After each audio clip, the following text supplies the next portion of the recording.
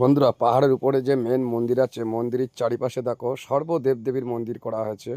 এখানে করা রয়েছে বজরংবলী, বাবা ভোলেনাথ, সর্বদেবদেবীর সর্বদেবদেবীর মন্দির করা। এবং এই মন্দিরের চারিপাশে দেখো শুধু পাহাড় আর জঙ্গল, কোনো কিচ্ছু নেই, আর পাহাড় আর জঙ্গল ছাড়া দূর দূরান্ত যত দূর তোমার নজর যাবে শুধু পাহাড় আর জঙ্গল দেখতে পাবে। এবং মন্দির থেকে এই মন্দির থেকে ওই পাহাড়ের মন্দিরে দেখো বহু দূরে ওই দেখা যাচ্ছে, ওখানেও এরকম একটা মন্দির আছে, পাহাড় জঙ্গল চারিপাশে। আর অন্য কিছুই দেখতে পাবে না, শুধু আর এই যে সব মন্দির করা ছোট ছোট। এই যে হনুমান, বজ্র, এখানে বাবা ভোলেনাথের মন্দির।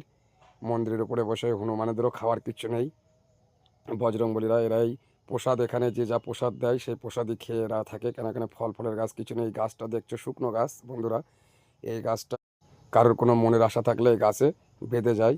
এই যে বা দেখো হনুমানে কীভাবে যে যা প্রসাদ দেয় সেই প্রসাদ খেয়ে এনারা থাকে। এখানে প্রচুর পরিমাণে হনুমান আছে, প্রচুর পরিমাণে মন্দিরে হনুমানও আছে। তাই আমার ভিডিওটি ভালো লাগলে শেয়ার করে দিও, চ্যানেলটাকে সাবস্ক্রাইব করে পাশে থেকো বন্ধুরা, আমি নতুন। আর লিখে দিও কমেন্টে, জয় বাবা ভোলেনাথ, জয় আনুশমা।